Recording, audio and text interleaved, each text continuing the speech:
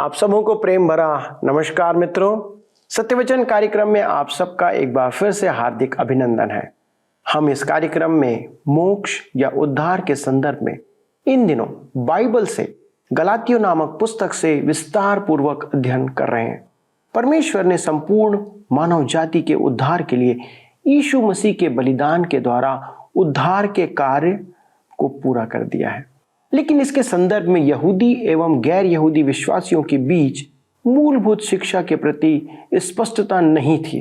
इसलिए पौलुस उनकी दुविधाओं को दूर कर रहा है, क्योंकि पौलुस ने परमेश्वर के चलाए जाने द्वारा उन्हें सही शिक्षा के साथ सुसमाचार सुनाया था।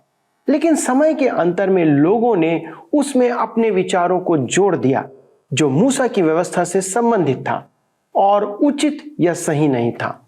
पापों से मुक्ति पाने का सिद्धांत संसार के लिए बाइबल की मूल शिक्षा है जो बदल नहीं सकती है। यह सब काल और समय में जाति के लोगों के लिए एक ही सिद्धांत है, तब से लेकर जब तक पृथ्वी जीवित है तब तक। दोस्तों, यह सब काल समय में जातियों के लिए, लोगों के लिए, मनुष्यों के लिए एक ही सिद्धांत है जिसे हमें सही रीति से समझना आवश्यक है, ताकि हम सब इसे जानकर सही रीति से उसका वो अपने जीवन में उपयोग करें। इसलिए हम इसके सभी पहलुओं को देख रहे हैं ताकि उद्धार के आनंद को पूर्ण रीति से हम अनुभव कर सकें। आइए देखें आज पौलुस हमें किस बात को स्पष्ट रीति से समझाना चाहता है।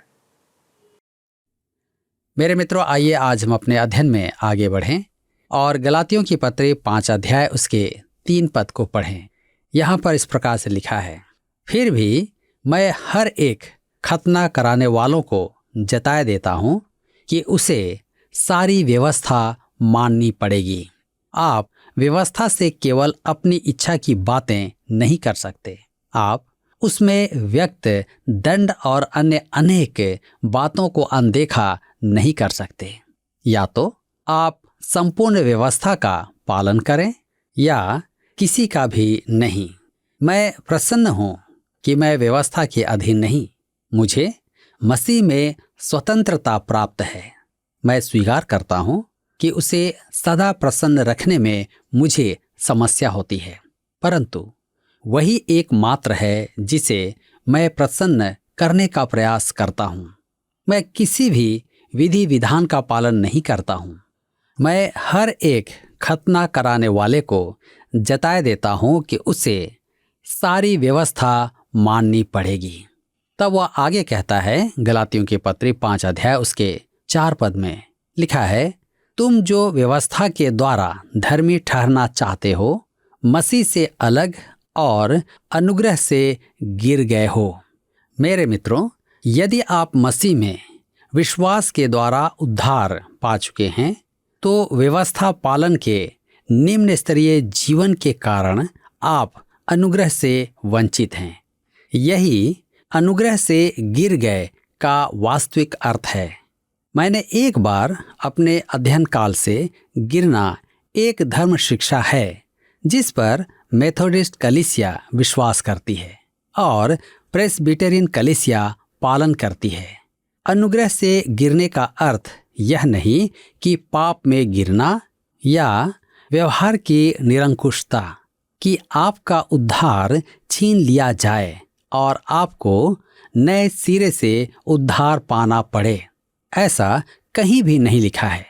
अनुग्रह से गिरना उद्धार पाकर सदाकालीन उद्धार के विपरीत है। दोनों ही अभिव्यक्तियां दुर्भाग्यशाली शब्द हैं। पौलुस इस शेष अध्ययन में अनुग्रह से गिरने पर ही प्रबोधन करता है। रोमियो को लिखे पत्र में भी वह इसी विषय पर चर्चा करता है।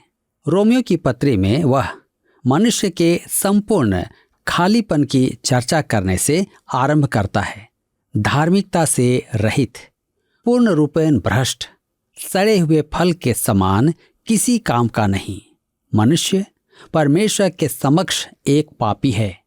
और रोमियो की पत्री में वह मनुष्य को परमेश्वर की सेवा में व्यक्त करता है और उसे कुछ करने का आदेश देता है। विश्वासी पूर्ण रूप से परमेश्वर के लिए अलग हैं। उसे परमेश्वर का आज्ञाकारी रहना है। मेरे मित्रों, परमेश्वर के दो सामर्थी कार्य हैं जो मनुष्य की पतित अवस्था और मनुष्य द्वारा परमेश्वर की सेवा के मध्य आते हैं। ये हैं शोधन और उद्धार। जैसा हम देख चुके हैं, उद्धार विश्वास द्वारा धर्मी ठहराए जाने से है। यह अत्यधिक महत्वपूर्ण है। शोधन का अर्थ है उद्धार पाने के बाद एक नए जीवन स्तर पर आना। मेरे विचार में सबसे बड़ा भ्रम यह मानना है कि मसीही जीवन में ऐसा आवश्यक है, अर्थात आपको तुरंत ही व्यस्त हो जाना है।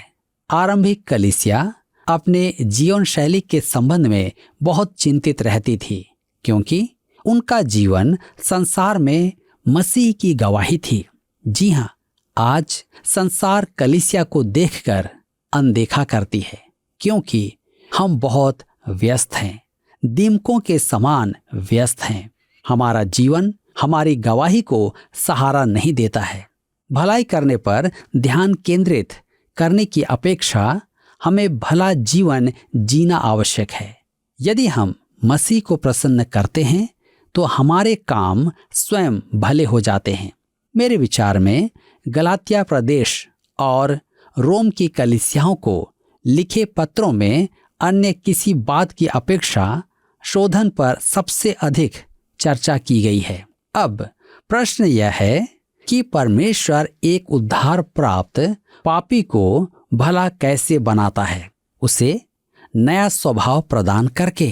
क्या उसे व्यवस्था पालन करना होगा? नहीं, कदापि नहीं। इसका अर्थ यह नहीं कि वह व्यवस्था का उल्लंघन करे, परंतु उसे एक ऊंचे स्तर के जीवन के लिए बुलाया गया है। मेरे प्रियो, पुराने स्वभाव में कोई अच्छाई नहीं है।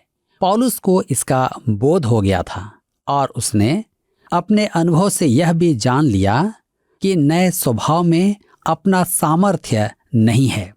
रोमियो की पत्री 7 अध्याय उसके 18 पद में उसने उद्धार के विषय में कहा, मैं जानता हूं कि मुझ में अर्थात मेरे शरीर में कोई अच्छी वस्तु वास नहीं करती है। आगे वह यह भी कहता है, इच्छा तो मुझ में है, परंतु भले काम मुझसे बन नहीं पड़ते। तदुपरांत वह एक उद्धार प्राप्त मनुष्य पुकारता है। रोमियो की पत्री 7 अध्याय उसके 24 पद में, मैं कैसा अभागा मनुष्य हूं, मुझे इस मृत्यु की देह से कौन छुड़ाएगा? उसे अपने उद्धार से वंचित होने का डर नहीं है, परंतु वह एक हारा हुआ विश्वासी है। परमेश्वर एक नया सिद्धांत देता है। इस अध्ययन में हम देखेंगे कि यह नया सिद्धांत आत्मा का फल है। इस रीति मसीही जीवन विश्वासियों के लिए ऐसा है जैसा चांद पर रहना। उन्होंने ऐसे जीवन की कभी आशा नहीं की थी। संभवतः उन्होंने ऐसी संभावना के बारे में सुना भी नहीं था। मेरे मित्रों, यही वह जीवन है जो वह हमसे चाहता है। विश्वास के द्वारा अनुग्रह से ही हमारा उद्धार हुआ है और हमें अनुग्रह के अधीन ही जीना है। मात्र विश्वास द्वारा अनुग्रह के अधीन उद्धार और जीवन की चर्चा करते हुए पौलुस कहता है गलातियों की पत्री 5 अध्याय उसके 5 पद में, आइए पढ़ें। क्योंकि आत्मा के कारण हम विश्वास से आशा की हुई धार्मिकता की बाट जोहते हैं। आशा की हुई धार्मिकता। संपूर्ण पत्र में मात्र यही एक भविष्यवाणी का संदर्भ है। यह अत्यधिक असामान्य बात है, क्योंकि अपने अन्य सब पत्रों में पौलुस कलीसिया के उठाए जाने या मसीह द्वारा फिर आकर इस पृथ्वी पर अपना राज्य स्थापित करने की चर्चा करता है, परंतु गलातियों की पत्री में वह केवल यही एक बात कहता है, विश्वास से आशा की हुई धार्मिकता प्रभु यीशु मसीह है। हमारी एकमात्र आशा एक धन्य आशा है और मसीह यीशु हमारे निमित्त धार्मिकता हुआ।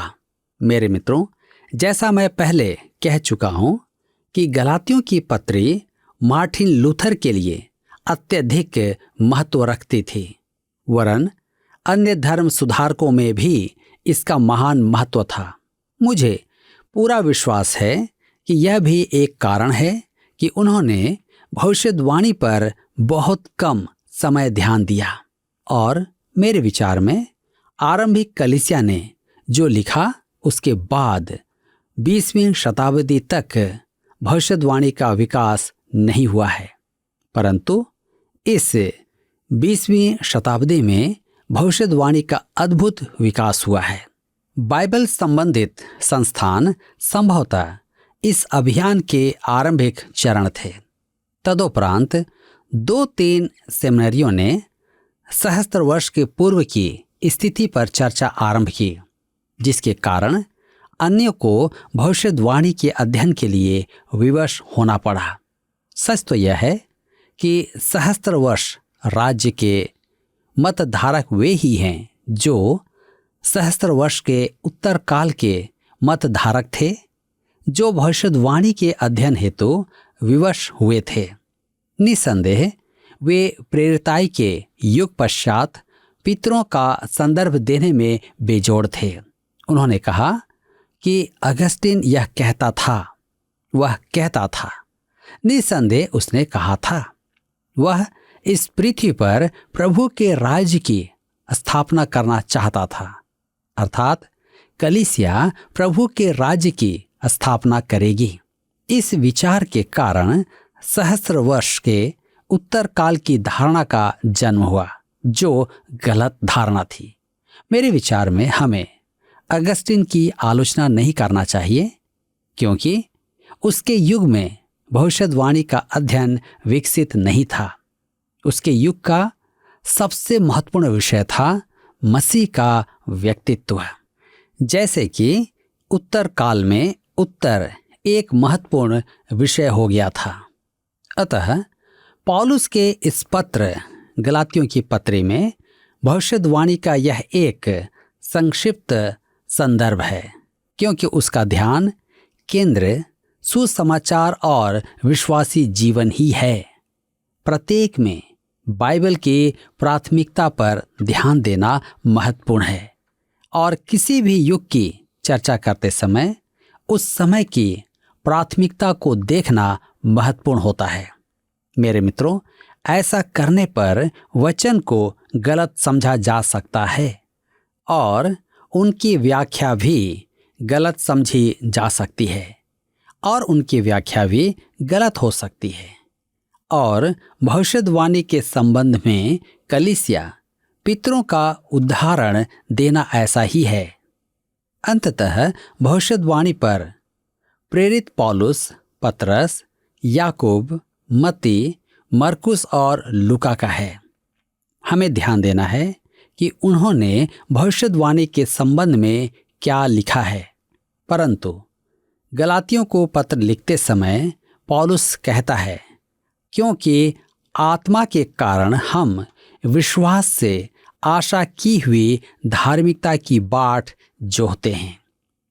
तब हम गलातियों के पत्र 5 उसके 6 पद में आगे पढ़ते हैं। लिखा हुआ है, मसीह यीशु में न खतना और न खतना रहित कुछ काम का है, परंतु केवल विश्वास जो प्रेम के द्वारा प्रभाव डालता है।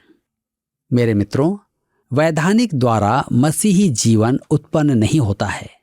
इसका सूत्र सरल है, केवल विश्वास जो प्रेम के आगे वह समझाता है, परंतु उसका सूत्र सरल ही है। विश्वास जो प्रेम के द्वारा प्रभाव डालता है, यह मसीही जीवन का मार्ग है। विश्वास प्रेम के द्वारा सक्रिय होता है। प्रेम पवित्र आत्मा का फल है। गलातियों की पत्र 5 अध्याय उसके 7 पद में आगे लिखा है, तुम तो भली भांति दौड़ रहे थे, अब किसने तुम्हें रोक दिया कि सत्य को ना मानो। मेरे प्रियो, पौलुस गलातियों के विश्वासियों को कोमल ताड़ना देता है। यहूदियों के आने तक उनका जीवन सराहनीय था। सत्य, सुसमाचार और मसीह यीशु मनुष्य है। तब हम आगे देखते हैं, गलातियों 5:8 में लिखा है, ऐसी सीख तुम्हारे बुलाने वाले की ओर से नहीं, यह मसीह से नहीं कहीं और से आया है। तब हम पढ़ते हैं गलातियों 5:9 में, थोड़ा सा खमीर सारे गूंथे हुए आटे को खमीर कर डालता है। मेरे प्रियो, धर्मशास्त्र में पुराना नियम और नया नियम दोनों में खमीर को दुष्टता का प्रतीक माना गया है। मत्ती रचित सुसमाचार 13 में एक स्त्री का उदाहरण है कि उसने 3 पसेरी आटे में खमीर मिलाया। यहाँ खमीर को प्रभु का सुसमाचार न समझें। यह वह सुसमाचार है जो आज प्रचलित है। यह अधर्म है जिसे पौलुस तो कहता है कि सुसमाचार है ही नहीं। प्रभु यीशु ने अपने शिष्यों को चेतावनी दी कि फरीसियों के खमीर से सतर्क रहें। इसे हम मत्ती रचित सुसमाचार 16:6 में पढ़ते हैं। मेरे विचार में आज हमें रूढ़िवाद के खमीर से सावधान रहना है। यह एक अत्यधिक भयावह बात है। रूढ़िवाद के अनुसार प्रभु यीशु हमारे लिए मर तो गया, परंतु उसकी मृत्यु उद्धार के लिए पर्याप्त नहीं थी। लेकिन हमें बपतिस्मा के अनुष्ठान को निभाना या पवित्र आत्मा से कुछ और भी मांगना है कि हमें इसके द्वारा या इसके साथ कुछ और भी दे। मेरे मित्रों, मैंने जब मसीह यीशु को ग्रहण किया तो सब कुछ पा लिया।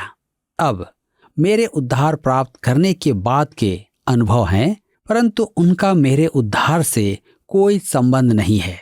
केवल मसीह ही है जो हमारा उद्धार करता है। प्रभु यीशु ने कहा था कि एक स्त्री ने 3 पसेरी आटे में खमीर मिलाया। यह सुसमाचार का प्रतीक है। दूसरे शब्दों में, खमीर सुसमाचार में छिपा है और वह सांसारिक मनुष्य के लिए स्वादिष्ट है। मुझे अपने बचपन में माताजी द्वारा बिस्कुट बनाना अब भी याद है कि वे खमीर डालने के कारण कैसे फूल जाते थे और मैं उन पर मक्खन और शहद डालकर खाता था।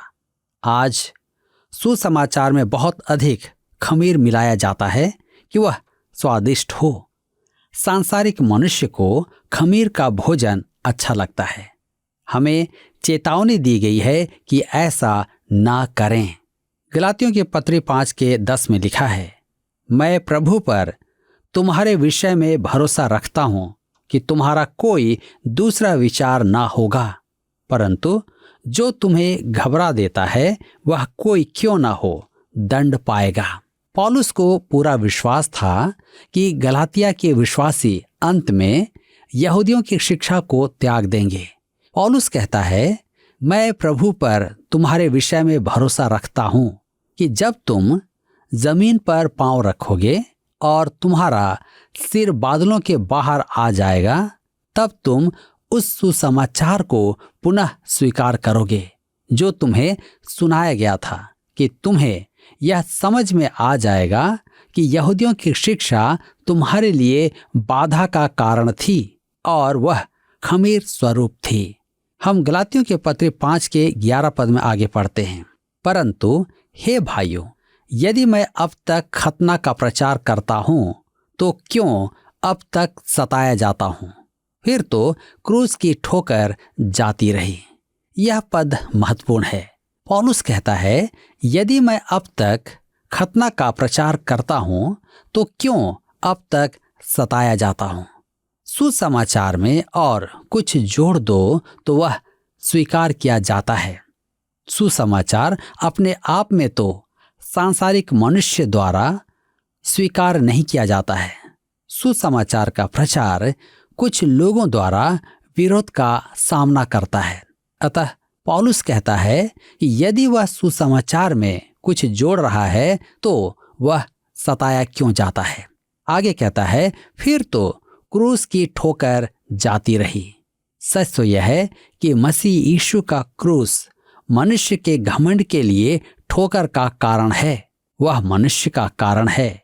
वह मनुष्य के सदाचार के लिए ठोकर का कारण है, क्योंकि वह कहता है कि कर्मों द्वारा धार्मिकता नहीं है। सुसमाचार उसके दर्शन शास्त्र के लिए ठोकर का कारण है, क्योंकि वह विश्वास की पुकार करता है, तर्क की नहीं। वह मनुष्य की संस्कृति के लिए ठोकर का कारण है, क्योंकि उसका सत्य शिशुओं पर प्रकट होता है।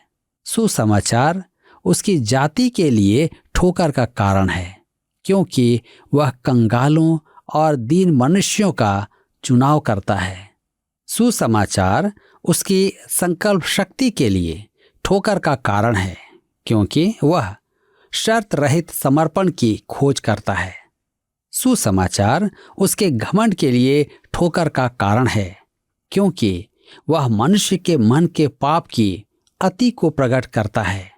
वह मनुष्य के लिए ही ठोकर का कारण है, क्योंकि वह उससे नए जन्म की पुकार करता है, और यह सब फरीसियों के लिए लज्जा का कारण था। यीशु ने निकोदेमुस से उस रात कहा था कि उसे नया जन्म लेना आवश्यक है। उसे अपमान की प्रतीति हुई, क्योंकि वह बहुत धर्मी था। यही कारण है कि नए जन्म के प्रचारक कलीसिया में कठिनाई का सामना करते हैं, क्योंकि कुछ लोग नया जन्म पाना ही नहीं चाहते हैं। उनकी समझ में वे धर्मी हैं। उनके लिए यह अपमानजनक बात है। क्रूस ठोकर का कारण है, परंतु हमें इसे बढ़ा चढ़ाकर कहने में सावधान रहना है। मेरे एक अध्यापक ने बड़ी बुद्धिमानी की बात कही, युवाओं, सुसमाचार का बल कम मत करना, उसमें परिवर्तन मत लाना, क्योंकि उसमें क्रूस की ठोकर है। आपको इसे समझना है, परंतु ठोकर को बढ़ा चढ़ाकर मत दर्शाना। कभी कभी हम सुसमाचार प्रचार करें।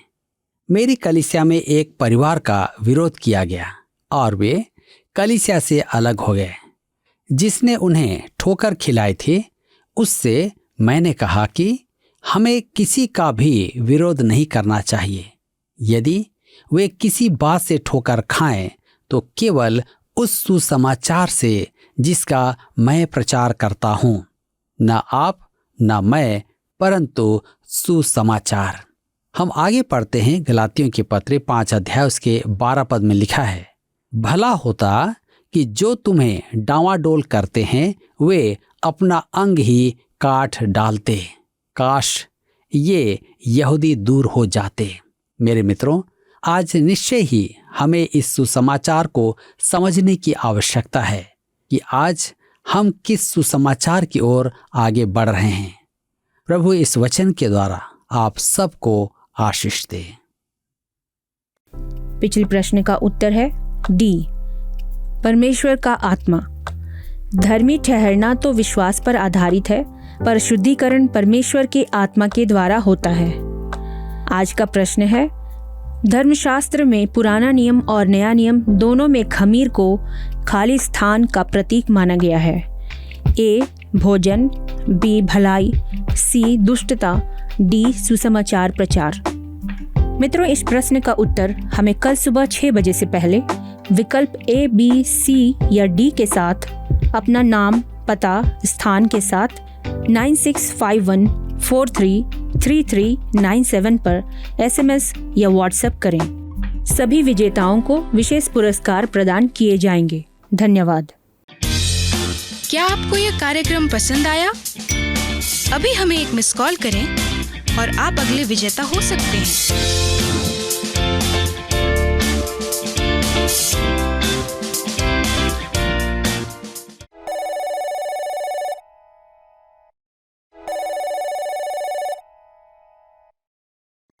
मित्रों, हमने देखा और जैसा मैंने पहले भी आपसे कहा था कि आज परमेश्वर के वचन का संपूर्ण प्रकाशन हमारे हाथों में वचन के रूप में, बाइबल के रूप में उपलब्ध है। बाइबल परमेश्वर का वचन है जिसमें हम अपनी विचारों को थोप कर इसके संदेश को बदल नहीं सकते हैं। पाप से मुक्ति पाने की मनुष्य के पास कोई भी व्यक्तिगत योग्यता नहीं है। हम अपने भले कार्य या अपने धार्मिक विधानों के द्वारा उद्धार प्राप्त नहीं कर सकते। कोई भी भले कार्य मसीह यीशु पर विश्वास के बगैर उद्धार के संबंध में व्यर्थ है। परमेश्वर से मेल मिलाप के लिए यीशु ने अपना बलिदान दे दिया है, इसलिए उस पर विश्वास ही हमें परमेश्वर की धार्मिकता प्रदान करता है। और इस प्रकार हम विश्वास से अर्थात विश्वास के द्वारा आशा की हुई धार्मिकता की बाट जो होते हैं इंतजार करते हैं। इसके आधार पर एक दिन हम ना सिर्फ प्रभु से परंतु हमारे प्रियजनों से जो उद्धार पा चुके थे और अब इस संसार में नहीं है, उनसे या जो मसीह में सो गए हैं उनसे मिलेंगे। और कोई कार्य या विधि नहीं है जिसके द्वारा से यह संभव हो सके। इसके अलावा कोई भी शिक्षा अगर है तो वह दंड को लाएगी। यही बात पौलुस कहता है। आइए हम प्रार्थना करें कि सही शिक्षा का पालन करने वाले हम बन जाएं। हमारे स्वर्गीय पिता, हम आपको धन्यवाद देते हैं कि आपने हमारे लिए एक अद्भुत सिद्धांत को ठहराया है कि केवल मसीह यीशु पर विश्वास के बिना हम उस उद्धार को प्राप्त नहीं कर सकते। और प्रभु, हमारे लिए कितना आवश्यक है कि हम दूसरी बातों पर विश्वास ना करें परंतु केवल मसीह यीशु पर विश्वास बनाए रखें। स्वर्गीय पिता, हमारी विनती है कि आप हमारी सहायता करें कि हम अपने दैनिक जीवनों में आपके विश्वास में दृढ़ और मजबूत बने रहें। पिता, इन शिक्षाओं के लिए धन्यवाद देते जो आपने हमें दिया है, जिसके द्वारा से पिता आपने हमारे आंखों को खोला है, भेदों को प्रकट किया है। और अनुग्रह करें पिता कि ये शिक्षा लोगों के जीवन को आपके निकटता में आने के लिए सहायक बने।